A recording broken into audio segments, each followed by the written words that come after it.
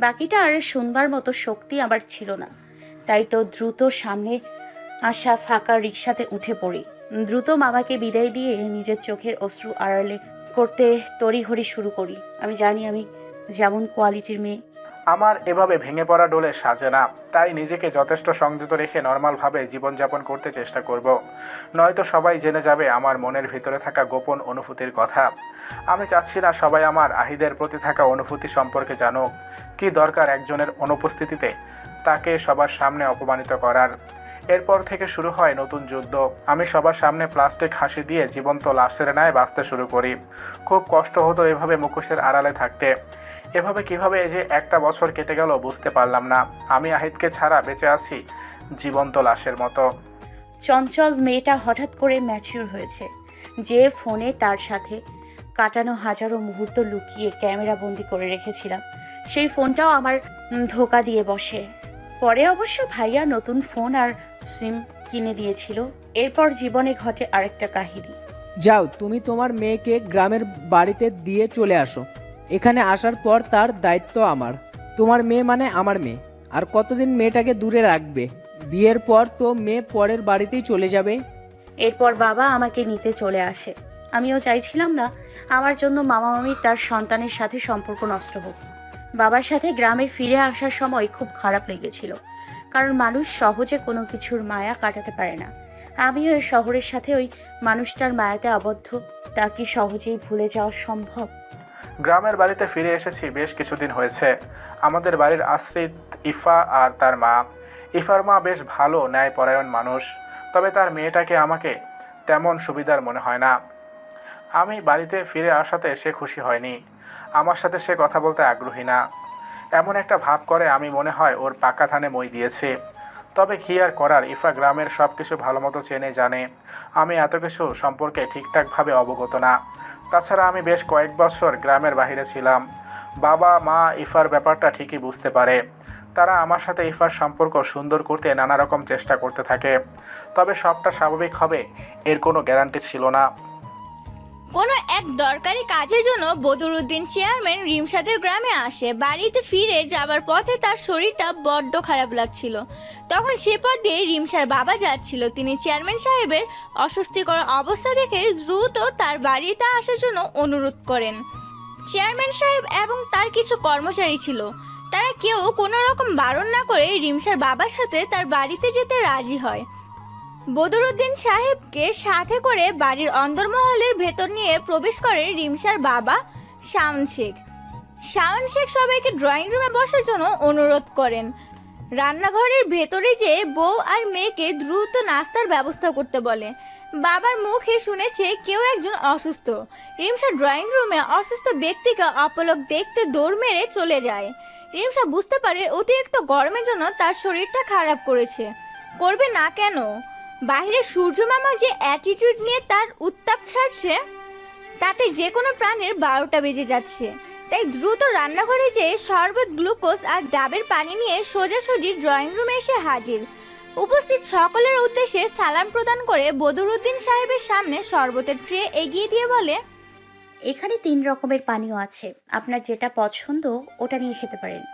বদরুদ্দিন সাহেব রিমসার এমন কাণ্ড দেখে মুচকি হাসি দিয়ে শাওনকে উদ্দেশ্য করে বলে, আমার মেয়েটাও একদম আপনার মেয়ের মতো। আমার শরীরটা একটু খারাপ হলে এমনভাবে সামনে 4-5টা আইটেম নিয়ে হাজির হয়, তখন এত আইটেম দেখে নিজের কনফিউজ হয়ে বসে থাকি, কোনটা ছেড়ে কোনটা খাবো তা ভেবে। রিমসা বলে, আপনি প্রথমে ডাবের পানি পান করুন, এতে শরীরটা দ্রুত এনার্জি পাবে। এর কিছুটা সময় পর গ্লুকোজের পানি পান করবেন, তার কিছু সময় পর শরবত। সিম্পল। শাওন এবার একটু মেয়ের এমন গাধামি দেখে বিরক্তি বোধ করে বলে ওঠে, রিমসা, এই দুপুরবেলা বাসায় মেহমান আসলে তাদের শুধু শরবত পান করিয়ে পেট ভরাতে হয় বুঝি? তাদের জন্য মধ্যাহ্নভোজের আয়োজন করতে হয় না? রিমসা এবার নিজের জিহ্বাতে কামড় দিয়ে বলে, দুঃখিত বাবা, আমার ভুল হয়ে গেছে, দাঁড়াও, আমি এক্ষুনি তাদের খাবারের ব্যবস্থা করছি। এরপর বদরুদ্দিন সাহেব শাওন শেখের বাড়িতে দুপুরবেলা খাবার খেয়ে একটু আরাম করছিল। তখন শাওন শেখের সাথে টুকটাক কথা বলতে বলতে বলে, তা আপনার মেয়ের বিয়ের ব্যাপারে কিছু চিন্তা ভাবনা করেছেন? শাওন শেখ বলে, জি, ভালো পাত্রের সম্বন্ধ আসলে ইনশাআল্লাহ কন্যার বিবাহ দিয়ে দিব। তখন বদরুদ্দিন সাহেব বলে, আমি আমার ছোট পুত্রের জন্য পাত্রী খুঁজছিলাম। আপনার যদি কোনো আপত্তি না থাকে তাহলে আমার ছোট ছেলের জন্য আপনার মেয়ের হাত চাইছি। আমি চেয়ারম্যান বলে ভাববেন না, ছেলে মেয়েদের মানুষের মতো মানুষ করতে পারি নাই। আলহামদুলিল্লাহ আমার সন্তানদের সঠিকভাবে মানুষ করেছি।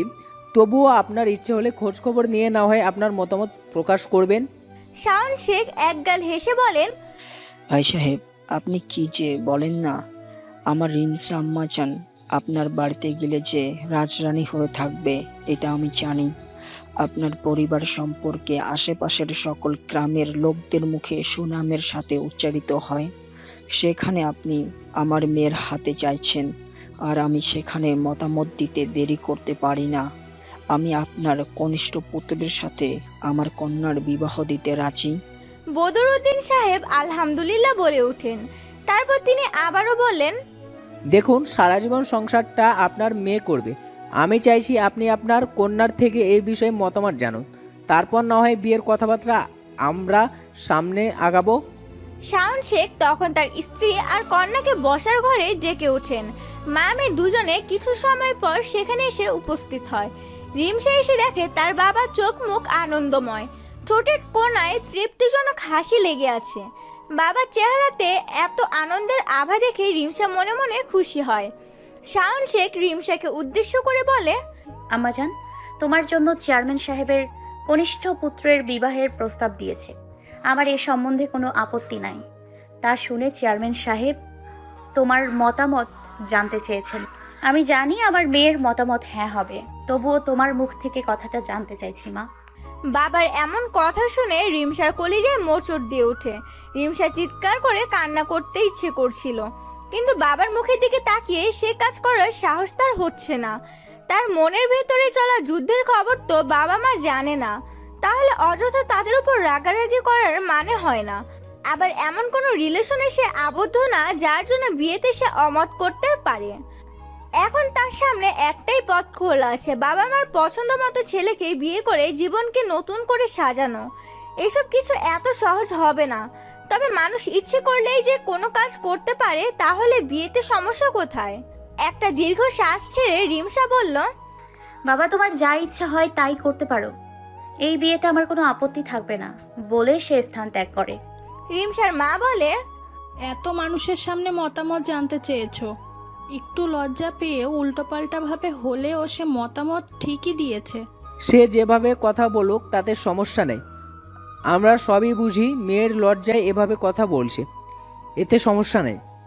এরপর চেয়ারম্যান সাহেব সহ তার কিছু কর্মচারীরা মিলে রিমসাদের বাড়িতে মধ্যাহ্নভোজন সম্পূর্ণ করে সকলের কাছ থেকে বিদায় নিয়ে তার বাড়িতে চলে যায়। চেয়ারম্যান সাহেব তার বাড়িতে যেয়ে বিবাহের কথা স্ত্রীকে বললেন। তার স্ত্রী কোনো কিছুই বলে না, শুধু বলে, ছেলেটা বিয়ের জন্য রাজি হবে মনে হয় না। বদরুদ্দিন সাহেব বললেন, ছেলে বিয়ে না করলে ওর ঘাড় বিয়ে করবে। রেহানা বেগম বলে, সে ছেলের ঘাড় বিয়ে করবে তাতেই খুশি। বদরুদ্দিন সাহেব বলে, সে সব পরে দেখা যাবে, এখন এ ব্যাপারে কারোর সাথে কোনো আলাপ করবে না। পরে সময় হলে আমি নিজে সবাইকে এই বিষয়ে অবগত করব। রেহানা বেগম দুদিক মাথা নাড়িয়ে সম্মতি প্রকাশ করে। নিজের রুমে এসে জানালার পাশে বসে দূরের ওই আকাশের দিকে এক দৃষ্টিতে তাকিয়ে থাকি। ওই নীল আকাশের নিচে কত মানুষের বসবাস। তাদের মাঝে আমিও একজন, যার জীবনটা কেমন যেন তিক্ত হয়ে গেছে। তবু আমি আমার পরিবারের জন্য সুখে থাকতে চেষ্টা করব। এদিকে নীলুফা বেগম এসে তার কন্যার কাছে নিজের খুশির প্রকাশিত করতে বলে ওঠে, জানিস রিমসা, বিয়ের আলোচনা চলছে শেখ বাড়িতে। ইফা ব্রুকুচকে বলে, ওই চরিত্রদোষ আলা মেয়ের জন্যই সম্বন্ধ আনলো কোন হালায়? নীলুফা নিজের মেয়েকে হাতের কোনোয় দিয়ে গুতা দিয়ে বলে, বেয়াদব মেয়ে, মুখ খুললেই খারাপ কথা বলতে হয় তোর। জানিস কোন বাড়ির সম্বন্ধ এসেছে? ইফা তাচ্ছিলের সাথে বলে, মেম্বার সাহেবের ছোট পোলা। আর তাছাড়া ওই মেয়ের জন্য কোনো ফকিনি বাড়ির সম্বন্ধ আসবে? এত ঢাকঢোল পিটানোর কি আছে? নীলুফা বলে, চেয়ারম্যান সাহেবের কনিষ্ঠ পুত্রের জন্য সম্বন্ধ এসেছে রিমসার। ইফা দ্রুত মায়ের কাছ থেকে কিছুটা দূরে যেয়ে দাঁড়িয়ে বলে, ওই শহরে নানান পুরুষের সাথে মেলামেশা করা মেয়ে নাকি চেয়ারম্যান বাড়ির বউ হবে? ওমা, কোনোভাবেই বিয়ের দিন বউ বদল করে আমাকে ওই বাড়ির বউ করে দিতে পারবে? তাহলে ওই মেম্বারের সাথে আমার পরকীয়ার সম্পর্কের ইতি টানব। নীলুফার নিজের মেয়ের গালে কষি এক থাপ্পড় দিয়ে বলে ওঠে, বেয়াদব মেয়ে, যাদের নুন খাচ্ছিস তাদের সাথে বেমানি করতে বলছিস। একদম বাপের রক্তের তোর শরীরে। এখন আফসোস হয় এত কষ্ট করেও তোকে মানুষের মতো মানুষ করতে পারলাম না, নয়তো তুই মেয়ে হয়ে মায়ের কষ্ট বুঝবি না। ইফা বিরক্তির সাথে বলে, তোমার কষ্ট বুঝি বলেই তো অন্যদের সাথে গভীর প্রেমের সম্পর্ক করে নিজের সকল চাহিদা পূরণ করি। আমি কখনো কোনো কিছুর জন্য তোমার কাছে আবদার করি না। জানি তো পরের বাড়িতে কাজ করে তুমি কখনো আমার চাহিদা পূরণ করতে পারবে না। নীলুফার কান্না জড়িত কণ্ঠে বলে, হারাম সম্পর্ক ঘরে তুই যা বাহাদুরি করছিস তা দুদিনের, মনে রাখিস বেশি বাড়া ভালো না। একদিন ঝরে ভেঙে পড়বি, তখন একুল ওকুল দুকুল হারিয়ে কান্না হবে তোর শেষ সম্বল। মায়ের মুখে এমন কথা শুনে ইফা নীলুফাকে জোরে ধাক্কা দিয়ে মেঝেতে ফেলে দিয়ে বলে, তোর মতো মা বেঁচে থাকলে আমাকে সারা জীবন কাটতে হবে। দূর, তোর কাছে কিছু আশা করা থেকে নিজেই কিছু বুদ্ধি খাটিয়ে কাজ করি, তাহলেই হবে। বলে হনহন করে সে বাড়ির বাইরে চলে যায়। এদিকে চেয়ারম্যান বাড়িতে থমথমে একটা পরিবেশ বিরাজ করছে। বদরুদ্দিন সাহেব আজ রাতে খাওয়া দাওয়া সম্পূর্ণ করে বসার ঘরে সবাইকে ডেকে পাঠান। কিছু সময় পর সেখানে সবাই উপস্থিত হয়। তখন বদরুদ্দিন সাহেব তার কনিষ্ঠ পুত্রের দিকে তাকিয়ে সবাইকে উদ্দেশ্য করে বলতে শুরু করে, আমি বহু বছর পূর্বে আমার বড় ছেলের জন্য রায়সাকে পছন্দ করে আমার পুত্রবধূ করে এনেছিলাম। আমার বড় ছেলে আর রায়সা মার দাম্পত্য জীবন আলহামদুলিল্লাহ ভালোই যাচ্ছে। সেই হিসাবে আমি আমার কনিষ্ঠ পুত্রের জন্য একটা ভালো গুণবতী মেয়েকে পছন্দ করি। এখন তোমাকে সেই কন্যাকে বিয়ে করতে হবে। ডাইন এবার খেকিয়ে ক্ষুদ্র কণ্ঠে বলে ওঠে, আমি দিরহাম ভাই না যে আমার উপর তোমার সিদ্ধান্ত চাপিয়ে দিলেই আমি তা মেনে নিতে বাধ্য হব। বদরুদ্দিন সাহেব বলল, আমি জানি তুমি আমার বাধ্য সন্তান না, তুমি স্বাধীন চিন্তাধারার একজন সুপুরুষ। জানো আমার জীবনের সব থেকে বড় ভুল কী ছিল? তোমাকে জোর করে ব্যারিস্টারি পড়ানো। এটা পড়াতে গিয়ে আমি আমার নম্রভদ্র স্বভাবের ছেলেটাকে হারিয়ে ফেলেছি। তবে তোমাকে লেখাপড়া করিয়ে কোনো ভুল কাজ করি নাই আমি। প্রতিটা বাবা মায়ের স্বপ্ন থাকে তার সন্তানদের নিয়ে। আমারও কিছু স্বপ্ন ছিল যা তোমার বড় ভাই পূরণে ব্যর্থ হয়েছিল। সেই স্বপ্ন আমি তোমাকে দিয়ে পূরণ করেছি। তাতে একটু স্বার্থপর হয়েছি, এতে কি এমন করেছি? রাজনীতি করতে হলে একটু ভালো ব্যাকগ্রাউন্ড থাকতে হয়। এছাড়া তোমাকে ব্যারিস্টার রূপে দেখার ইচ্ছে ছিল আমার বাবার। ডায়ান গম্ভীর কণ্ঠে বলল, ওটা তোমার ভুল সিদ্ধান্ত ছিল। আমি আমার স্বপ্নের গলাটা তোমার স্বপ্ন পূরণের জন্য হত্যা করেছিলাম। তার মানে এই না যে তোমার কথা মতো যে কোনো মেয়েকে বিবাহ করে সারা জীবনের জন্য আমার ঘাড়ে চাপাতে যাব। মেয়েটা আমার কোয়ালিটির নাও হতে পারে, বুঝতে পারলে বাবা? বদরুদ্দিন সাহেব আহত কণ্ঠে বলে, বাবা মেয়েটা শিক্ষিত, শহর থেকে লেখাপড়া করেছে, তাছাড়া অনেক নম্র ভদ্র স্বভাবের। ছোট থেকে মেয়েটা অনেক সাহসী, কখনো অন্যের সাথে আপোষ করেনি। ডায়ান এবার কাট কাট গলায় বলল, আমার পক্ষে কোনো মেয়েকে বিয়ে করা সম্ভব না। আমি সারা জীবন সিঙ্গেল থাকতে চাই। তাছাড়া কোনো মেয়েকে আমি জীবনেও স্বামীর সুখ দিতে পারবো না, কারণ আমার জীবনে মনেও কোনো নারীর স্থান হবে না। বদরুদ্দিন সাহেব চিৎকার দিয়ে বলে, এ বিয়ে করতে তুমি বাধ্য। তুমি যদি এই বিয়েটা না করো তাহলে আমি আত্মহত্যা করতে বাধ্য হব। তুমি যদি তোমার মায়ের বৃদ্ধ বয়সে কান্নার কারণ হতে চাও তাহলে আমার কোনো আপত্তি কোনো থাকবে না, বলো। ডায়ান প্রচুর পরিমাণ রেগে বলে, তুমি আমাকে বিয়ের জন্য থ্রেট দিচ্ছ? জানো আমার বিয়ে ছাড়া জীবনে অন্য কোনো লক্ষ্য আছে যা পূরণের জন্য আমি সংসার করতে চাইছি না। বদরুদ্দিন সাহেব বলে, বিয়ে করে বাড়িতে বউ আনবার পর তোমার যে লক্ষ্য ইচ্ছা পূরণ করিও সমস্যা হবে না। ডায়ান এবার রেগে বাড়ি থেকে বেরিয়ে যায়। বদরুদ্দিন সাহেব জানে আজ সারা রাত আর তার ছেলে বাড়ি আসবে না। ডায়ান কোথায় যেয়ে বসে থাকবে তা সকলের খুব ভালো করে জানা আছে। তাই কেউ তাকে নিয়ে কোনো প্রকার আগ্রহ প্রকাশ না করে দীর্ঘশ্বাস ছেড়ে নিজের রুমের দিকে প্রস্থান করে। পরের দিন শাওন শেখ রিমসা আর ইফাকে সঙ্গে করে শহরে নিয়ে যায়। শহরে এসে বড় একটা সোনার দোকানে তারা প্রবেশ করে। এটা শাওন শেখের পূর্ব পরিচিত একটা দোকান। ছেলের বউ সকল গহনা দিয়ে এখানে থেকে তারা বানিয়েছেন। সামনে কন্যার বিবাহ, তাই মেয়ের সাথে করে এনেছে তার পছন্দের ডিজাইনের গলার হার বানাবে বলে। এদিকে দোকানে এত শত হারের ডিজাইন দেখাচ্ছে, রিমসার কোনো কিছুই পছন্দ হচ্ছে না। তার তো বিয়ে করার কোনো ইচ্ছে নেই, শুধুমাত্র বাবা মার খুশির জন্য বিয়েতে রাজি হয়েছে। এখন এসব সোনার গহনা কার জন্য পরবে সে? আসলে আহির ছাড়া অন্য কারোর জন্য সাজার ইচ্ছে তার মধ্যে জীবিত নেই। এদিকে ইফার চোখে লোভ চকচক করছে। আল্লাহ এত কিছু তার মেয়ের জন্য করেছে, আমার জন্য তারা কিছুই করবে না। এত নাকি ভালোবাসে আমাকে। এখানে আসার পর থেকে তার মেয়ের জন্য গহনাগাটি দেখছে। কই, আমাকে তো কিছুই জিজ্ঞেস করছে না। এইসব কিছু এতে ঠং। লোকেদের সামনে বড় বড় বুলি আওড়াতে জানে, কাজের বেলায় ঠং ঠং।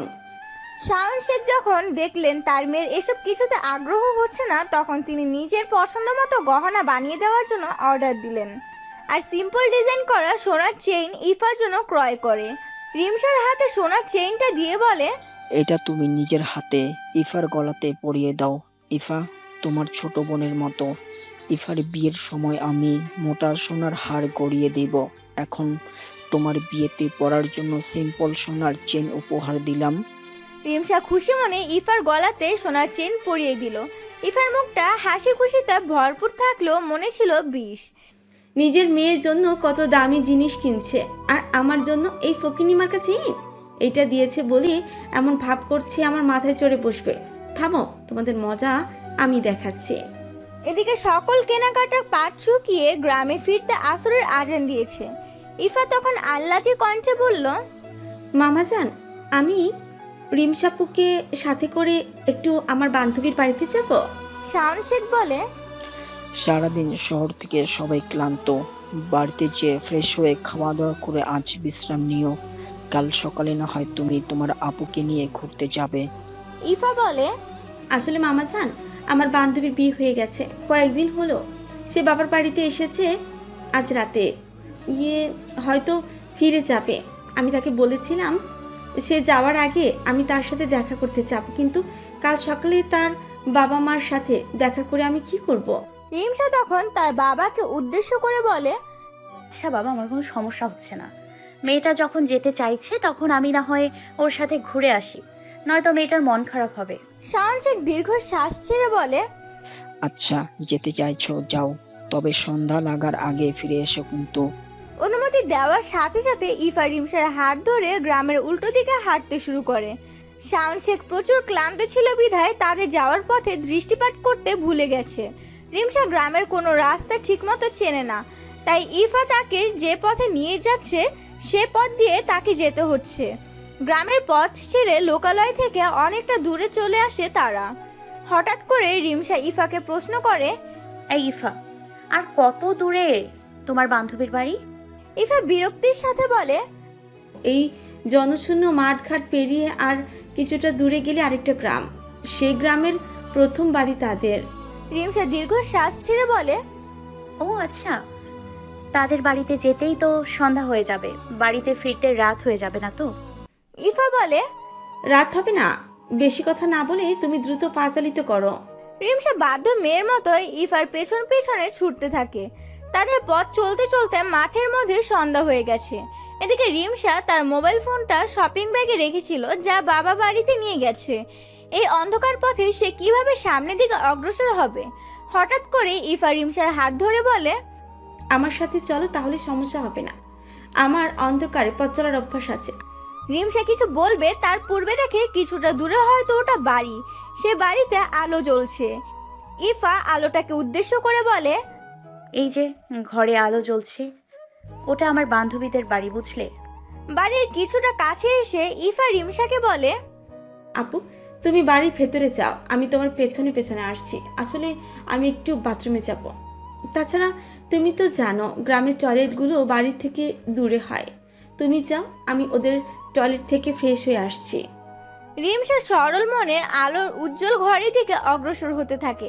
সে ঘরের দরজার সামনে এসে দাঁড়িয়ে হালকা ধাক্কা দিতেই দরজাটা খুলে যায়। দরজা খোলার সাথে সাথে রুমের আলোটা নিভে গেল। অন্ধকারে ভেতরে অগ্রসর হতে যেয়ে দরজার চৌকাঠে হোঁচট খেয়ে হুমড়ি খেয়ে রিমসা ঘরের ভেতর পড়ে যায়। হুট করে ভেতর থেকে কেউ দরজা বন্ধ করে দিল।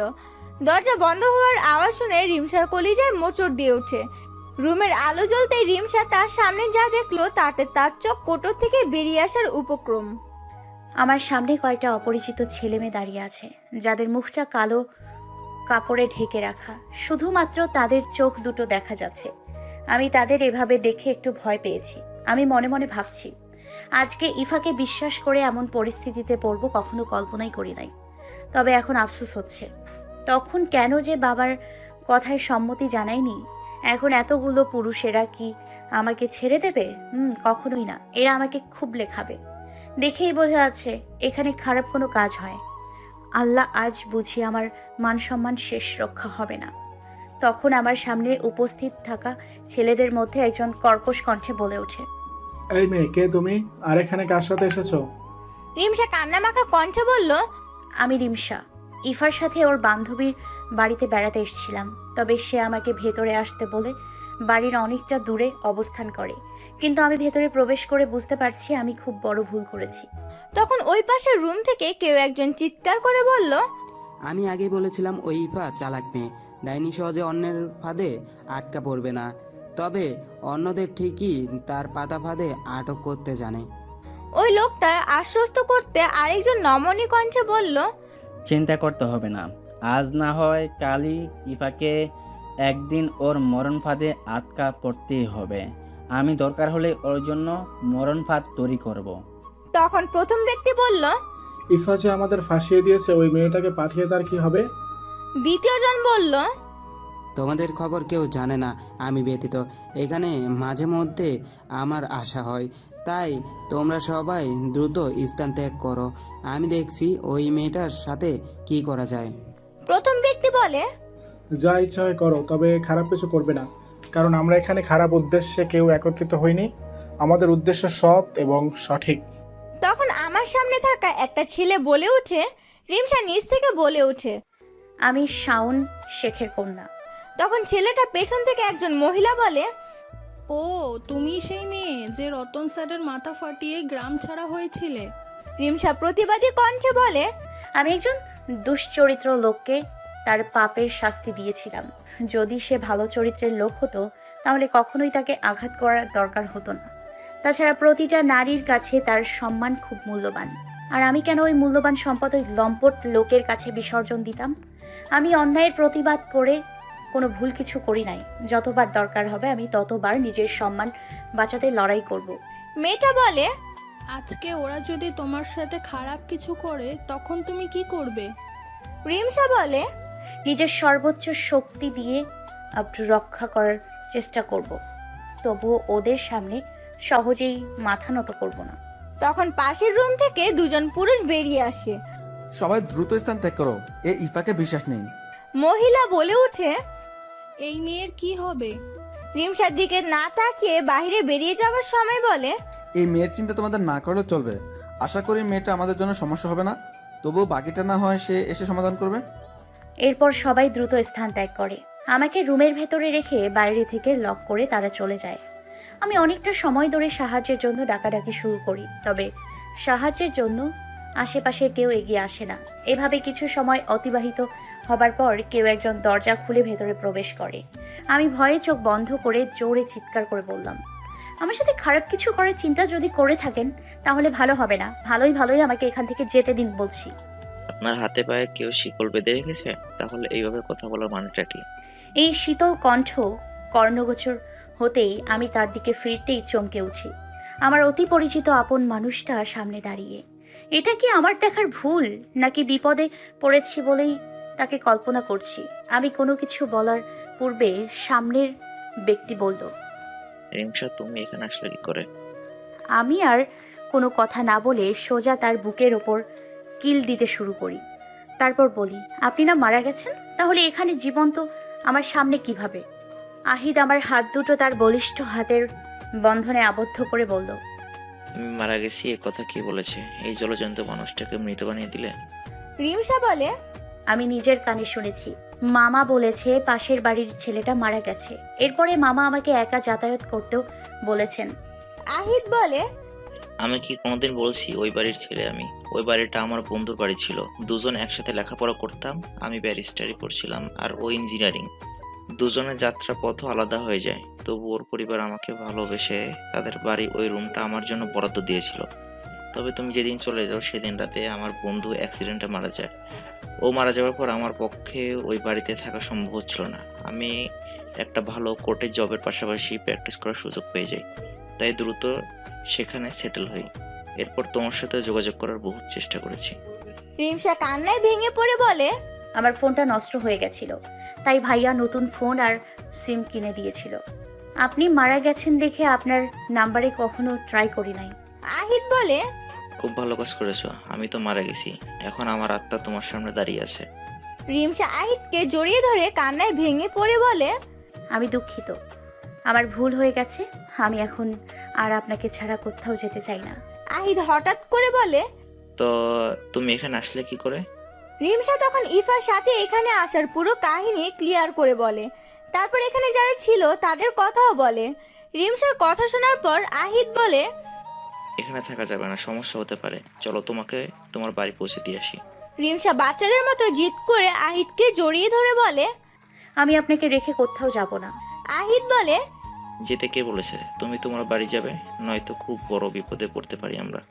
ঠিক সেই সময় সেখানে গ্রামের অনেক লোকজন এসে উপস্থিত হয়। তারা রিমসাকে পরপুরুষের এতটা কাছে দেখে নানা রকম খারাপ মন্তব্য করতে শুরু করে। এত মানুষকে হঠাৎ করে দেখে ভয়ে লজ্জায় আহিদের পেছনে লুকিয়ে পড়ে। এত মানুষকে এভাবে এখানে একসাথে দেখে বুঝতে পারে আজ কপালে খুব খারাপ কিছু আছে। তাদের এখন যা বোঝাতে যাব তারা বিপরীত কিছু বুঝবে সবাই। সেখানে উপস্থিত কিছু লোকজন বলে ওঠে, ছি ছি ছি ছি, চেয়ারম্যান সাহেবের ছেলের চরিত্র এত খারাপ, আগে জানা ছিল না। গ্রাম থেকে দূরে নির্জন স্থানে এমন ঘরে তৈরি করেছিল এসব আকাম কুকাম করার জন্য। আমরা ভাবতাম ছেলেটা বুঝি আমাদের ভালোর জন্য এখানে আসতো। এখন দেখছি না, নিজের শারীরিক চাহিদা মেটাতে এখানে আসতো। তোমার থেকে আমরা কেউ এমন কিছু কোনোদিন আশা করিনি। একজন বয়স্ক ব্যক্তি বলে, এতই যখন মেয়ে মানুষের দরকার পড়ে তোমার, তাহলে বিয়েটা কেন করো না? আরেকজন কটূক্তির সাথে বলে, আরে বড় লোকই ব্যাপার, বোঝো না? বিয়ে শাদী করলে কি রোজ রোজ এমন নতুন পাখির দেখা পাবে? এত রাতে এইখানে বিয়েটা কার? এভাবে বেশ কিছু সময় ধরে মানুষের বাজে মন্তব্য তারা দুজনে শুনছিল। এদের সামনে প্রতিবাদ করে কোনো লাভ হবে না। কিছু সময় পর সেখানে মেম্বার কাজী সাহেবকে সাথে নিয়ে আসে। আসার পর বলে, উপস্থিত সকলে রুমের ভেতরে ইশারা করে। মেম্বার সাহেব তাদেরকে দেখে চিন্তিত কণ্ঠে বলে, আরে এ তো আমাদের চেয়ারম্যান সাহেবের ছেলে দাইয়ান। দায়ান বাবা, তুমি এমন অপকর্ম করতে যে হাতে নাতে ধরা পড়বে তা কখনোই ভাবতে পারি নাই। মেম্বার সাহেব দ্রুত চেয়ারম্যান সাহেবের সাথে যোগাযোগ করে তাকে সব কিছু বলে। এর কিছু সময় পর চেয়ারম্যান সাহেব এবং তার বড় ছেলে তিরহাম সেখানে এসে উপস্থিত হয়। আপনাদের সবার অবগতির জন্য জানাচ্ছি যে এই মেয়েটার সাথে আমার ছেলের বিয়ে বহু পূর্বে ঠিকঠাক। হয়তো কিছুদিন পর আপনাদের সবাইকে জানিয়ে ধুমধাম করে বিয়ের অনুষ্ঠান করতাম। যেহেতু আপনারা সকলে না জেনে বুঝে একটা খারাপ পরিবেশ সৃষ্টি করেছেন, এজন্য আমার ছেলের কিছুদিন পর হওয়া বিয়েটা আজকে সম্পূর্ণ করে দিচ্ছি। এরপর রিমসা আর দায়ানের বিবাহের কার্যক্রম সম্পূর্ণ হয়। তবে বিয়েটা দায়ান করতে নারাজ ছিল। তার বাবা এক প্রকার মানসম্মানের দোহাই দিয়ে বিয়ে করতে রাজি করে। বিয়ের পর শ্বশুর মশাই আমাদের দুজনকে সঙ্গে নিয়ে আমার বাবার বাড়িতে আসেন। আমি সেখানে এসে দেখি অবাক কাণ্ড। ইফা আমার বাবার পায়ের কাছে বসে কুমিরের মতো কান্না করে বলছে, মামাজান, আমার ভুল হয়েছে। আমি রাস্তা ভুল করে ভুল দিকে চলে গিয়েছিলাম। তারপর আমি রিমসা আপুকে হারিয়ে ফেলেছি। তাকে অনেক খোঁজাখুঁজি করেছি, কোথাও খুঁজে পাচ্ছিলাম না, তাই বাড়িতে একাই ফিরেছি। আমাকে মাফ করে দেন আপনারা। আমি ইফার এমন নাটক দেখে স্তব্ধ হয়ে দাঁড়িয়ে রইলাম। তাদের দৃষ্টির সদর দরজার সামনে পড়তেই তারা আমাকে দেখে ছুটে চলে আসে। বাবা ছুটে এসে আমাকে জড়িয়ে ধরে। তার বুকে মাথা রাখতেই আমিও কান্নায় ভেঙে পড়ি। শাওন শেখ দীর্ঘ শ্বাস ছেড়ে বলে, গ্রামটা আমার মেয়ের জন্য শুভ না। মেয়েটা যখন বসবাস করতে এই গ্রামে আসে, ঠিক সে সময় তার চরিত্রের দিকে সবাই আঙুল তুলতে পিছুপা হয় না। দেখুন না, যার বিয়ের জন্য আমি এত আয়োজন করছি, হুট করে তার এইভাবে বিয়েটা হয়ে গেল। যাক, একদিক দিয়ে ভালোই হলো। মেয়েটার সাথে এর থেকেও বেশি খারাপ কিছু হতে পারতো, তা তেমন কিছুই হয়নি। বদরুদ্দিন সাহেব জি বলে সম্মতি প্রকাশ করে। শাওন শেখ আবারও বলতে শুরু করে। বিয়েটা যেহেতু হয়ে গেছে, আপনি দয়া করে আমার মেয়েটাকে আপনাদের বাড়িতে নিয়ে যান। আমি চাইছি না মেয়েটা আমার এই অভিশপ্ত গ্রামে আর কিছু মুহূর্ত থাক। এরপর সে রাতে শাওন শেখ দায়নের হাতে তার কন্যার সারা জীবনের সুখ দুঃখের দায়িত্ব তুলে দিয়ে কন্যা বিদায়ের পর্বের সমাপ্তি ঘটায়। বাবার বাড়ি থেকে ভরাক্রান্ত হৃদয়ে রিমসা শ্বশুর বাড়িতে আসে। যেহেতু অনেক রাত হয়েছিল, তাই সে রাতে বাড়িতে কোনো রকম শোরগোল হয়নি। রেহানা বেগম সদর দরজাতে এসে ছেলের বউকে বরণ করে বাড়ির ভেতরে নিয়ে আসে। যেহেতু অনেক রাত হয়েছে, তাই বাসরঘর সাজানো কোনোভাবে সম্ভব না। তাই রেহানা বেগম রিমসাকে আলাদা একটি রুমে থাকতে বলে। বদরুদ্দিন সাহেব তার স্ত্রীর উপর রেগে বলে, বাসর ঘর কালকেও সাজানো যাবে। এই বাসর ঘরের জন্য তুমি স্বামী স্ত্রী দুজনকে আলাদাভাবে থাকতে বলতে পারো না। রেহানা বেগম আর কিছু না বলে রিমসাকে দায়নের ঘরের দিকে নিয়ে যাচ্ছিল। তখন পেছন থেকে দায়ন মাকে ডেকে বলে, মা, যেদিন আমাদের বাসরঘর হবে সেদিন না হয় রিমসা আমার রুমে যাবে। আজকের জন্য আর ওই ঘরে যাবার দরকার নেই। পাশে ওই রুমে আজকে রাত না হয় আমরা দুজন একসাথে থাকবো। বাকিরা দায়নের কথাতে সম্মতি প্রকাশ করে দ্রুত প্রস্থান করে। দায়ন রুমের ভেতরে প্রবেশ করে দরজা বন্ধ করে রিমসার সামনে এসে বলে, দেখো, আমি তোমাকে কিছু কথা বলতে চাইছি। সেসব কথা তুমি মনোযোগ দিয়ে শুনবে, কারণ আমাদের সম্পর্কের ভবিষ্যৎ কিন্তু অন্ধকার। ভবিষ্যৎ আছে কি না তা আমি বলতে পারবো না। রিমসা দায়নের চোখে চোখ রেখে আশ্বাস দিয়ে বলে, আপনার যা বলার আছে বলেন, তবে এই সম্পর্কের ভবিষ্যৎ নিয়ে আপনাকে ভাবতে হবে না। দায়ান বলল, আমাকে গ্রামের সবাই দাইয়ান নামেই চেনে। বলতে পারো এটা আমার ডাক নাম। আমার দাদা ভাইয়ের খুব ইচ্ছা ছিল তার বংশের কেউ ব্যারিস্টার হবে। আমার বাবা লেখাপড়াতে এত ভালো ছিল না, আর ভাইয়া নিজের জন্য আলাদা প্রফেশন বেছে নিয়েছিল। বাকি রইলাম আমি। বাবা এক প্রকার বাধ্য করে আমাকে ব্যারিস্টারি পড়তে। জানো, আমার বড় ভাইয়ের একটা মেয়ে ছিল যে আমাদের বাড়ির প্রাণ ছিল, তবে কোনো এক অজ্ঞাত কারণে আমরা তাকে হারিয়ে ফেলি চিরদিনের জন্য। আমি এতটা অভাগা যে মেয়েটার মৃত্যুর খবর 1 বছর পরে জেনেছি। তখন আমার সব শেষ। হৃদির শোকে দাদাভাই মারা গেছে। রিমসা দায়নের হাত ধরে বলে, আমি আপনাকে ভালোবাসি, এই কথাটা হয়তো মুখে প্রকাশ করার দরকার হবে না। আজ থেকে আমি আপনার স্ত্রী, আপনার জীবনের একটা অংশ। আমিও আপনার সাথে সমাজের নোংরা পরিষ্কারের কাজ করব। আপনি প্লিজ নিষেধ করবেন না। আপনার আশেপাশে থাকলে আমার হৃদয়ের তৃষ্ণা মেটাতে পারবো। আমিও আপনার এই নতুন পথের সঙ্গী হতে চাইছি। দায়ন রিমসা থেকে দূরে এসে বলে, রিমসা, পাগলামি করো না। তোমার ভবিষ্যৎ অনেক উজ্জ্বল। তুমি অনেক সাহসী মেয়ে, সাথে প্রতিবাদী এক নারী। তুমি ইচ্ছা করলে নানা রকম সামাজিক উন্নয়নমূলক কাজ করতে পারবে। নারীদের জাগ্রত করে তাদের ইসলামের সঠিক জ্ঞানসহ সামাজিক জীবনে লড়াই করে টিকে থাকার মন্ত্র শেখাবে। আমি আমার অন্ধকার জীবনের সাথে তোমাকে জড়াতে পারবো না। প্লিজ, তুমি আমাকে তোমার মোহ মায়াতে জড়িয়ে পথভ্রষ্ট করো না, দোহাই লাগে। এসব বলে সে রাতে সবার চোখের আড়ালে দায়ান বাড়ির বাহিরে বেরিয়ে চলে যায়। রিমসা অন্ধকারে খোলা দরজার দিকে এক দৃষ্টিতে তাকিয়ে থাকে। যাকে ভালোবেসে দুনিয়ার ভুলতে রাজি, সে তাকে গ্রহণ করতে নারাজ। সে কেন বুঝতে চাইছে না আমিও তার দেখানো পথের পথিক হতে চাইছি। আমিও আপনার পিছু এত সহজে ছাড়ছি না। আমি আপনাকে নিজের আদর্শ মনে করি। আমার এখন যে আত্মসম্মান সবটা আপনার থেকে শেখা। আপনার দেখানো পথে চলে আজ নিজেকে এতটা শক্তপোক্ত করে করেছি। এভাবে আপনার সামান্য তাচ্ছিল্য আর অবজ্ঞাতে নিজেকে গুটিয়ে নিব ভাবলেন কি করে? আমি জীবনেও আপনাকে আর আমার থেকে আলাদা হতে দিব না। এদিকে দায়ানের জন্য অপেক্ষায় কয়েক ঘন্টা এই বিষাক্ত রাত ফুরিয়ে যাচ্ছে। চারিদিক থেকে ফজরের আজানের মিষ্টি ধ্বনি ভেসে আসছে। ঠিক সে সময় বাড়ির কলপাড় থেকে পানি তোলার আওয়াজ আসছিল। বোঝা যাচ্ছে কেউ এই ভোরবেলা ইচ্ছাকৃতভাবে ওখানে গোসল করছে। কিছু সময় পর দায়ান রিমসার রুমে প্রবেশ করে দরজা বন্ধ করে দেয়। তারপর রুমে রাখা জায়নামাজটা বিছিয়ে ফজরের নামাজ আদায় করে। এরপর রিমসার দিকে না তাকিয়ে সোজা বিছানায় এসে শুয়ে ঘুমিয়ে পড়ে। দায়ানের এমন কাণ্ডে রিমসা হতবম্ব। এটা কি হলো? তাদের মাঝে তো কোনো কিছুই হয়নি, তাহলে উনি এভাবে গোসল কেন করেছে? এখন বাড়ির কেউ যদি বুঝতে পারে তখন সে মুখ দেখাবে কি করে? আর জামাই তার আগে বাড়ির লোকদের গোসলের ব্যাপারে অবগত করে তাকে লজ্জায় ফেলে দিয়ে আরামে ঘুমাচ্ছে। এখন যাই হোক, রিমসাকে নামাজ পড়তে হবে, তাই সে চুপচাপ রুমের বাহিরে বেরিয়ে আসে। বারান্দাতে এসে দাঁড়িয়ে আছে। ভোরের ঠান্ডা বাতাসে নিজেকে একটু সিক্ত করছিল। এরপর সে ফ্রেশ হয়ে অজু করে নামাজ আদায় করবে। তখন কোথা থেকে একটা মেয়ে হুট করে এসে রিমসার পাশে দাঁড়িয়ে বলে, আপনি আমাদের নতুন ভাবি তাই না?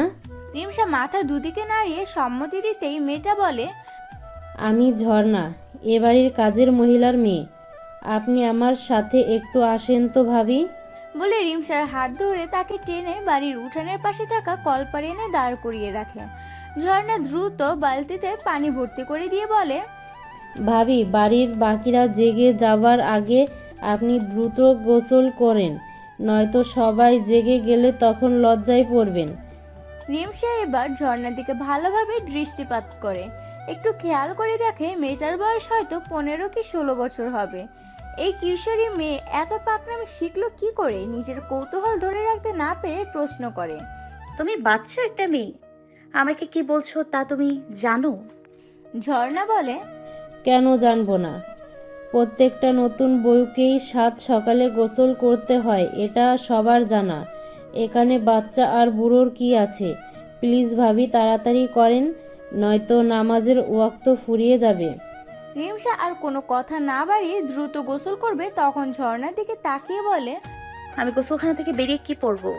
ঝর্ণা দ্রুত নিজের রুম থেকে একটা সুন্দর শাড়ি নিয়ে এসে রিমসার হাতে ধরিয়ে দিয়ে বলে, কিছুদিন আগে আমি আর ইলমা আপা এগুলো নতুন বানিয়েছি।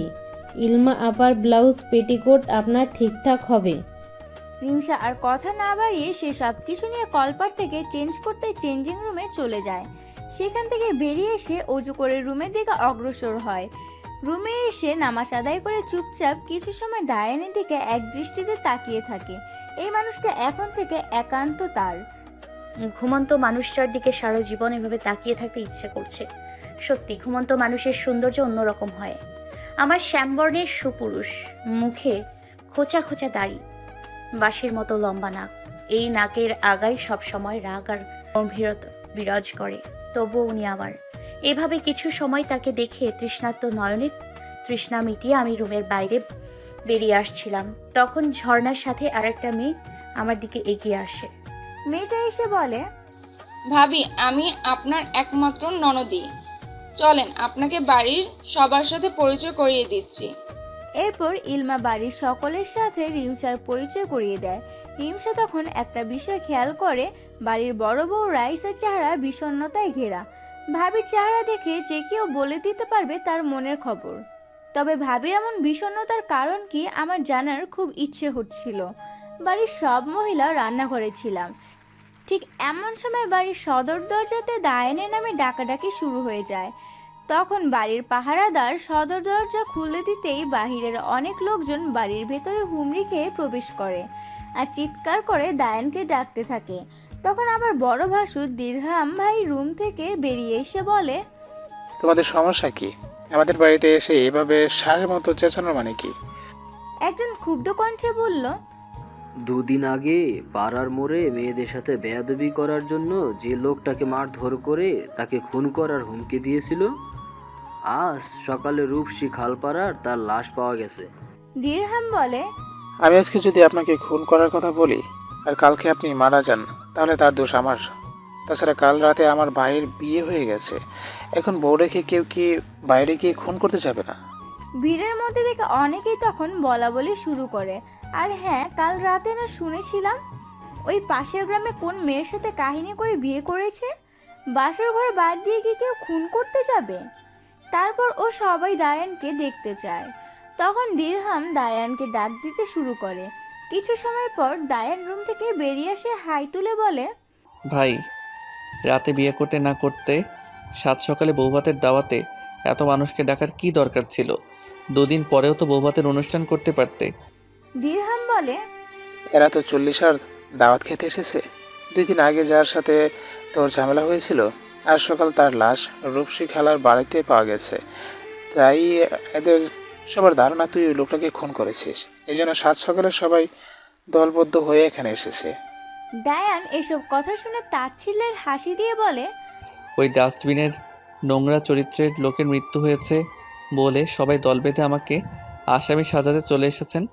ডায়ান একটু থেমে আবারও বলে ওঠে, কাল রাতে আমার বিয়ে হয়েছে। নিজের সুন্দরী বউকে রাত্রিবেলা একা রেখে আমি অবশ্যই খুন করতে যাব না। দিরহাম তখন নিজের স্ত্রীকে উদ্দেশ্য করে বলে, এই রাইসা নতুন বউকে সাথে নিয়ে একটু এদিকে এসো। রাইসা রিমসাকে সঙ্গে করে রান্নাঘর থেকে বেরিয়ে আসে। দুজনের মাথায় বড় করে ঘোমটা টেনে দিয়েছে যেন অন্যরা তাদের চেহারা দেখতে না পারে। দিরহাম তখন রিমসাকে উদ্দেশ্য করে বলে, কাল সারা রাত কি দায়ান তোমার সাথে ছিল, নাকি দায়ান তোমাকে রেখে সারা রাত বাইরে কাটিয়েছে? রিমসা লজ্জায় মরে যাচ্ছে। নিজেদের পার্সোনাল কথা কি এভাবে সবার সামনে বলা সম্ভব? দায়ান তখন গম্ভীর কণ্ঠে বলে, রিমসা সত্যি কথা বলো, কারণ এখানে উপস্থিত সকলের ধারণা কাল সারা রাত আমি বাড়ির বাহিরে ছিলাম। এখন তোমার কথার উপর নির্ভর করছে আমার আসামি হওয়া আর না হওয়াটা। রিমসা তখন বলে, জি, উনি কাল সারা রাত আমার সাথে ছিলেন। তখন ঝর্ণা সেখানে এসে ঝাঁঝালো কণ্ঠে বলে। এবার সেখানে উপস্থিত লোকেরা লজ্জা পেয়ে ওদের কাছে মাফ চেয়ে স্থান ত্যাগ করে। ইলমা ঝর্ণাকে এসে বলে, তুই কিন্তু বড়দের ব্যাপারে অতিরিক্ত কথা বলা শুরু করেছিস। এভাবে বড়দের মাঝে কথা বলা মেয়েদের উছড়ে পাকা বলে। এরপর ইলমা আর ঝর্ণা দুজনে রিমসাকে নিয়ে আড্ডা দিতে চলে যায়। এদিকে সকালে নাস্তা করে দিরহাম আর দায়ান তাদের বাবাকে কাজে সাহায্য করতে বেরিয়ে পড়ে। রিমসা রুমে বসে ভাবছে, ওই লোকদের তো আমি মিথ্যে কথা বলি নাই, কারণ উনি রাতে আমার সাথে কথা বলে রাগ করে কয়েক ঘন্টা বাইরে ছিলেন। 2-3 ঘন্টায় কাউকে একা খুন করা সম্ভব নয়। তাছাড়া আমার ওনার উপরে নিজের থেকেও বেশি বিশ্বাস আছে। উনি কখনো কাউকে খুন করতে পারবে না। নিজের চিন্তায় দুনিয়া থেকে বেরিয়ে এসে রিমসা ইলমা আর ঝর্ণার সাথে গল্প করতে ব্যস্ত হয়ে পড়ে। রিমসার শাশুড়ি মা মানুষটা অদ্ভুত। তার ছেলের সাথে এভাবে বিয়ে হয়েছে তাতে তার কোনো খারাপ মন্তব্য নেই। সকালে ঘটনা সারা দিনও রিমসা ভুলে যায়নি। রাতে দায়ান যখন রিমসার রুমে আসে ঘুমানোর জন্য, তখন রিমসা দায়ানকে উদ্দেশ্য করে বলে, কাল সারা রাত কিন্তু আপনি বাড়িতে ছিলেন না, তাহলে কি ধরে নিব খুনটা আপনি করেছেন? দায়ান তখন নির্বাক দৃষ্টিতে রিমসার দিকে তাকিয়ে বলে, তোমার কি মনে হয়?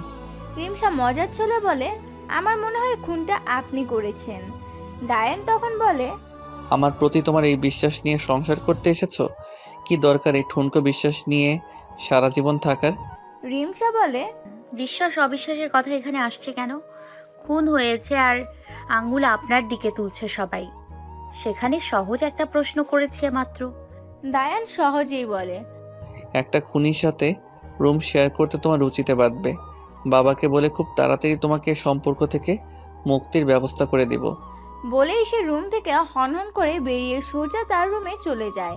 ওই যে রিমসা থেকে মুখ ফিরিয়ে রুম ছেড়ে চলে গেল, এরপর আর কখনো রিমসার সাথে কথা বলতো না, এমনকি সবসময় রিমসাকে এড়িয়ে চলতো। দায়ানের রুমে রিমসার প্রবেশ করার অনুমতি ছিল না। এরপর রিমসা বহুতবার চেষ্টা করেছে দায়ানের সাথে কথা বলার, তবে দায়ান তাকে বারবার ইগনোর করেছে। এভাবে চলছিল তাদের দুজনের মনোমালিন্যের সংসার। রিমসা বিয়ের পর কখনো বাবার বাড়িতে যেত না। রিমসা যেতে চাইলেও তার বাবা বারবার নিষেধ করে দিত। তার কথা, এই গ্রামটা তোমার জন্য অভিশাপের মতো, এখানে আসলে তোমার সাথে খারাপ কিছুই হবে। কি দরকার এখানে এসে নিজের অশান্তি বাড়ানোর? তাই বাবার বাড়ি যাবার চিন্তা বাদ দিয়ে রিমসা চেয়ারম্যান বাড়ির সবাইকে আপন করে নিতে শুরু করে। ইলমা আর ঝর্ণাকে লেখাপড়া করতে সাহায্য করে। তা দেখে রেহানা বেগম রিমসাকে বলে, দেখো মা, ওদের প্রাইভেট পড়তে বহু দূর যেতে হয়। তুমি যদি ওদের প্রাইভেটের ম্যাডাম হতে তাহলে ভালো হতো। দূরে যেতে হয় বলে ওদের লেখাপড়া বন্ধের দশা। রিমসা শাশুড়ি মাকে আশ্বাস দান করে সে ওদের দুজনকে নিজের বোনের চোখে দেখবে। রেহানা বেগম কখনো তার 2 ছেলের বউকে পরের বাড়ির মেয়ে ভাবতো না, নিজের মেয়ে ভাবতো। ইদানিং রাইসার শরীরটা খুব খারাপ থাকে।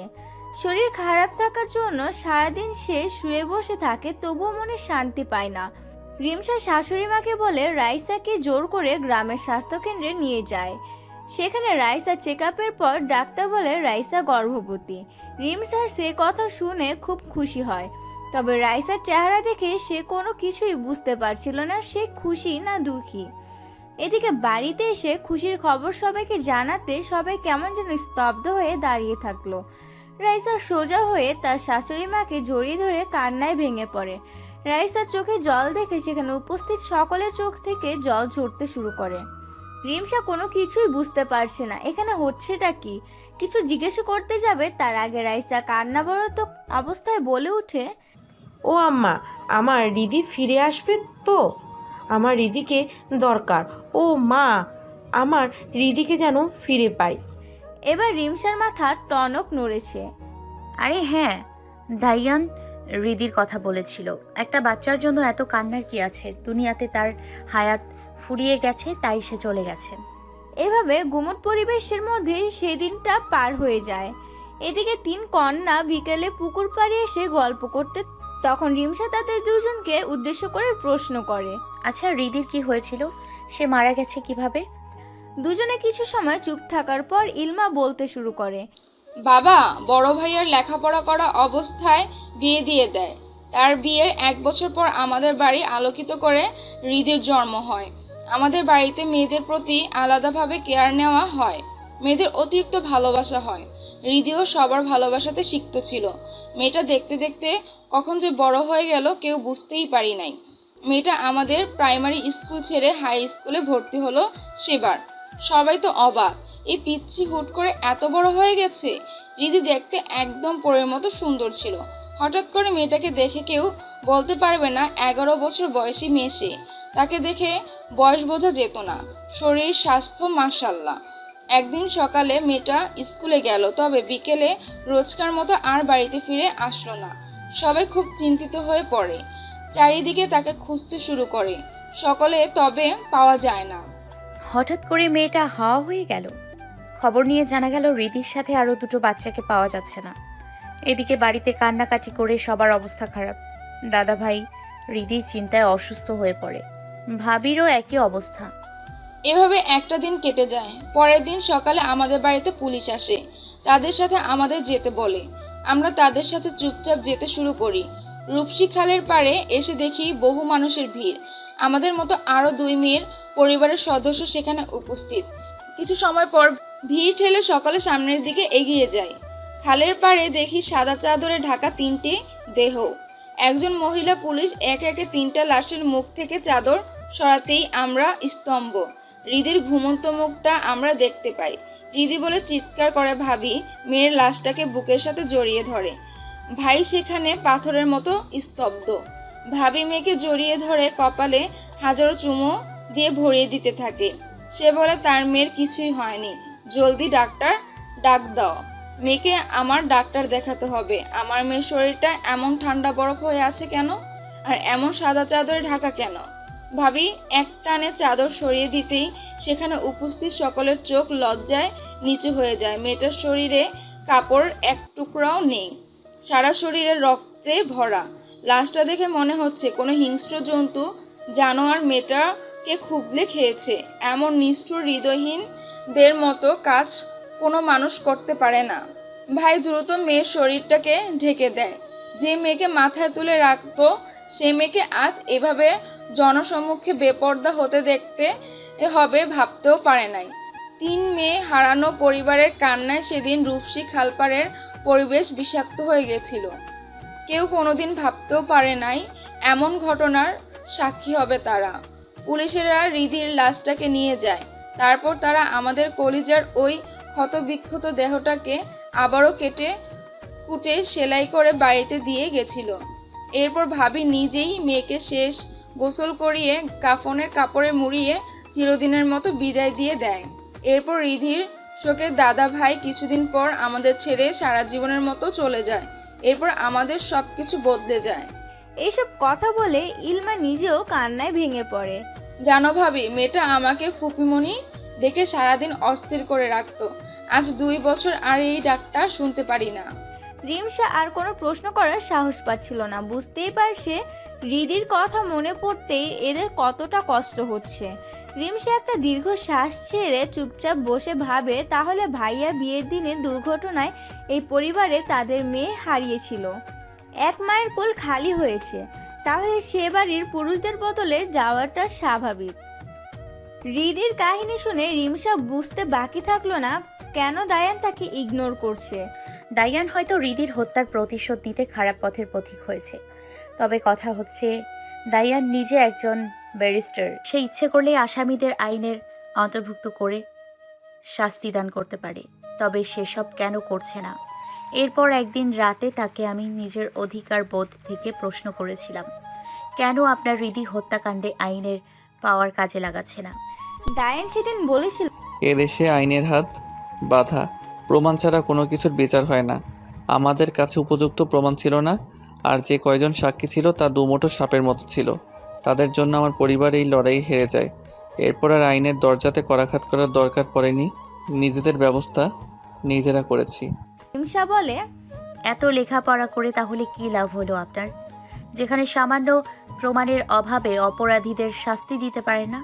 দায়ান কাট জবাব দেয়, এটা কোনো সিনেমা না, যখন যেভাবে ইচ্ছে ডাইরেক্টর বলবে এটা বাস্তব জীবন। এখানে বেঁচে থাকতে হলে কত শত যুদ্ধ করতে হয় তা তুমি বুঝবে না। এভাবে বেশ কয়েক মাস কেটে যায়। তারপর আমি জানতে পারি ইফার সাথে দায়ানের বেশ মাখো মাখো সম্পর্কের গুঞ্জন চলছে। প্রথমে সকলে কথায় কান না দিলেও একদিন দায়ান নিজে এসে আমার নিকটে সবকিছু প্রকাশ করে। দায়ান সোজাসুজিভাবে বলে, আমি ইফাকে বিয়ে করতে চাইছি। রিমসা তীব্র হুঙ্কার দিয়ে বলে, আমার মাঝে কিসের কমতি আছে যে আপনাকে ওই পতিতা মেয়েকে বিয়ে করতে হবে? আপনাকে ছাড় দিয়েছি, ছেড়ে দেইনি, কথাটা মনে রাখবেন। দায়ান বলে, আমি কোনো দরকার ছাড়া ওই টাইপের মেয়েকে কখনো বউ করতাম না। কি দরকার জানতে পারি? ইফা ওই মেয়ে যে হৃদির হত্যার রহস্য জানে, তবে একবার ধোঁকা দিয়েছে আমার পরিবারকে, দ্বিতীয়বার তাকে সুযোগ দিতে চাইছি না। তাই বলে বিয়ে করার কি দরকার? ইফাকে ধরে নিয়ে আমি উড়াধুরা মার দিলে সব কিছু গড়গড় করে বলে দেবে। ইফা খুব ধরিবাজ মেয়ে, ওইসব মার দেখে সে ভয় করে না। তাকে বাঁচানোর জন্য বহুত লোক আছে, তাই ইফার করা পাপের শাস্তি বিয়ের পর প্রাপ্য। বিয়ের পর কি এমন রাজ্য জয় করবেন শুনি, যার জন্য ওই ডাইনিকে বিয়ে করার জন্য উঠে পড়ে লেগেছেন? বলছি তো, প্রতিশোধ নেওয়ার আছে ইফার থেকে। না, কোনো প্রতিশোধ পূরণের জন্য আপনাকে বিয়ের অনুমতি দিতে পারবো না। আমি আমার স্বামীর ভাগ কাউকে দিতে পারবো না। কেন দিতে যাব, যেখানে এখন পর্যন্ত আমি নিজের স্ত্রী হওয়ার অধিকার পাইনি? তুমি অনুমতি না দিলেও আমি ইফাকে বিয়ে করব। আপনি আমার অনুমতি ব্যতীত ইফাকে বিয়ে করলে আপনাকে এর ফল ভোগ করতে হবে। আপনাকে শাস্তি দিতে দ্বিধা দ্বন্দ্বে একবারের জন্য পড়ব না।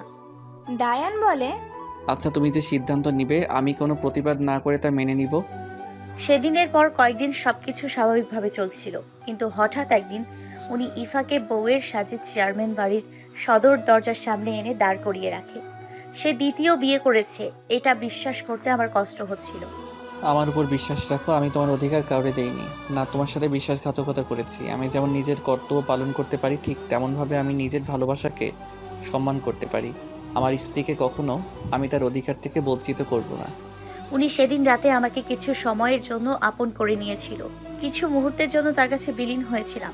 তারপর উনি আমার কপালে চুমু দিয়ে বলেন, আমার উপর বিশ্বাস যদি থাকে তাহলে সব কিছু চুপচাপ সহ্য করবে। সময় হলে আমি নিজে তোমাকে অবগত করব। তোমাকে অনেক বড় দায়িত্ব পালন করতে হবে, সেদিন কিন্তু একদম পিছপা হবে না। আমি যেমনটা করতে বলবো তুমি ঠিক তেমনভাবে কাজ করবে। আমি সেদিন নীরব থাকি। উনি আমার নীরবতাকে তার কথার সম্মিত ভেবে চলে যান। এরপর একদিন রাতে উনি আবার আসেন আমার রুমে। এসে আমাকে কিছু কাজ বুঝিয়ে দিয়ে যায়। কাজ হচ্ছে তাকে দ্বিতীয় বিয়ের অপরাধে পুলিশে ধরিয়ে দিতে হবে।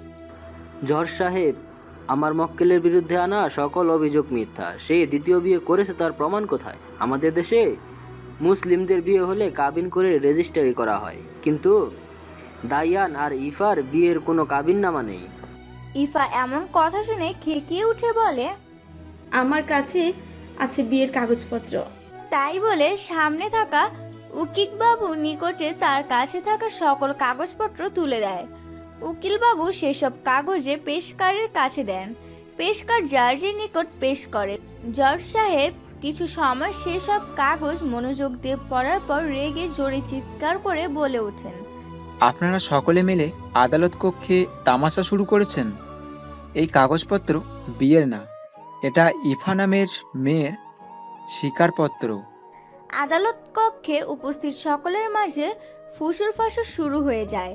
জজ সাহেব সকলকে চুপ থাকতে বলে আবারও বলেন, এখানে লেখা আছে, আমি ইফা আহমেদ, গ্রামের নারী পাচারকারী চক্রের একজন সদস্য। গ্রামের সহজ সরল মেয়েদের কাজের কথা বলে তাদের আমাদের এজেন্টের লোকেদের মাধ্যমে পাচার করে দেওয়া হয়। গ্রাম থেকে পাচার করা নারীদের মধ্যে কিছু জনের স্থান হয় পতিতালয়ে, আর কিছু জনকে বিদেশে পাঠানো হয়। এসব চক্রের কাজে সাহায্য দান করতে গ্রামের মানুষদের নানা রকমভাবে মন মানসিক অন্যদিকে ঘুরিয়ে দেওয়া হয়। যেমন 2 বছর আছে 3টা বাচ্চা মেয়েদের গ্যাং রেপ করে তাদের হত্যা করে রূপসী খালের পাড়ে ফেলে রেখে যায়। সেই খুনের সাথে আমি অতপ্রত্যভাবে জড়িত না থাকলেও জানতাম এমন কিছু হবে। আমাকে এসব কাছে যাওয়ার সাহায্য করত। তাদের মধ্যে কয়েকজন অনাকাঙ্ক্ষিতভাবে খুন হয়েছে।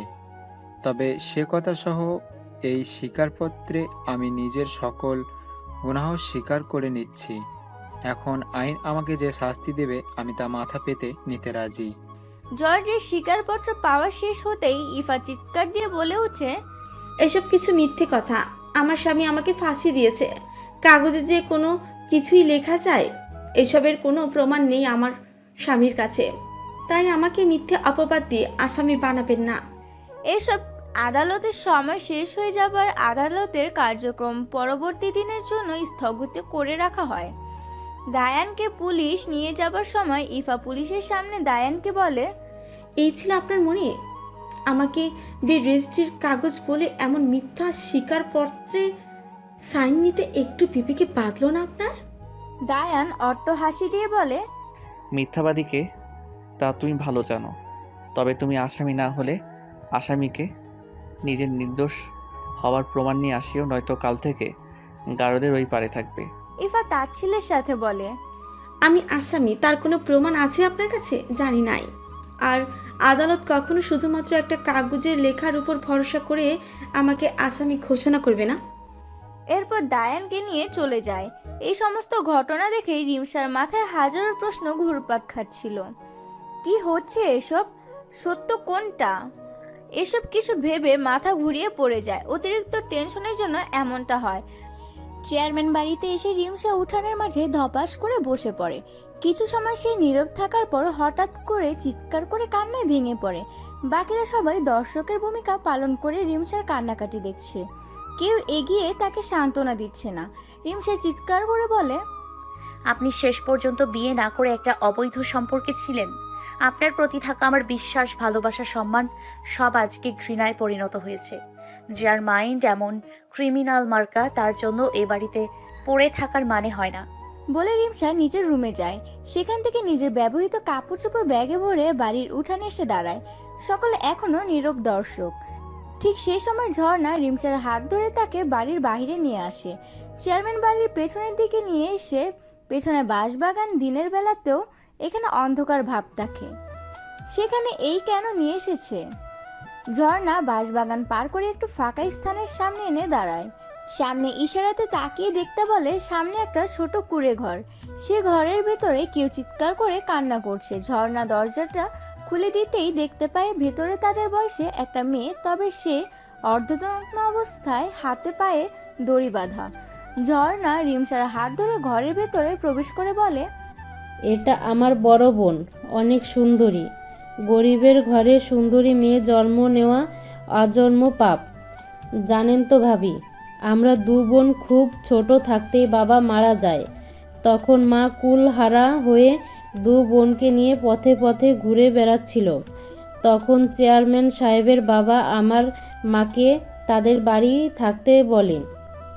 তবে একটা শর্ত, তাদের বাড়ির মেয়ের বউয়ের কাজে সাহায্য করতে হবে, কিন্তু কখনো নিজেদের কাজের লোক বলা যাবে না। তাদের ভালোবাসার চাদরে সিক্ত হয়েই আমরা 2 বোন এই বাড়ির অন্যদের সাথে এই একইভাবে বড় হয়ে উঠেছিলাম। কিন্তু রিদিমা মরার পর আমার বড় আপু রিদিকে খুব ভালোবাসতো। বলতে গেলে রিদি তার জান ছিল। আমরা ছোট ছিলাম, তবে সে আমাদের বড় ছিল। সে নিজের হাতে রিদিকে বড় করেছে। সেজনের সাথেই এমন নিকৃষ্ট কাজ করেছে। তাদের খুঁজতে সে রাস্তায় নেমে পড়ে। একে একে নানান রকম তদন্ত সে নিজে করতে থাকে। সব কিছুতেই ইফার নাম সামনে আসে, কারণ স্কুল থেকে ফেরার পথে 3 জনের সাথে ইফার দেখা গেছিল।